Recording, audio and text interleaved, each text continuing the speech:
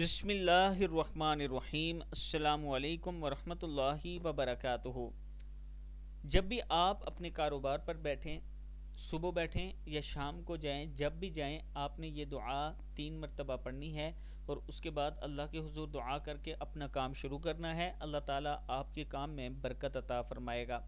پڑھنا ہے بسم اللہ الذی لا یضر مع اسمہ شیء فی الارض ولا فی السماء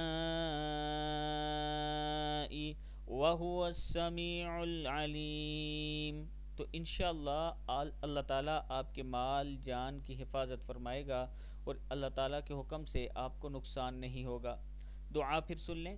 بسم اللہ الذی لا یضر مع اسمہ شیء فی الارض ولا فی السماء وهو السمیع العلیم۔ بسم اللہ الذی لا یضر مع اسمہ شیء فی الارض ولا فی السماء وهو السمیع العلیم۔ صدق اللہ العظیم۔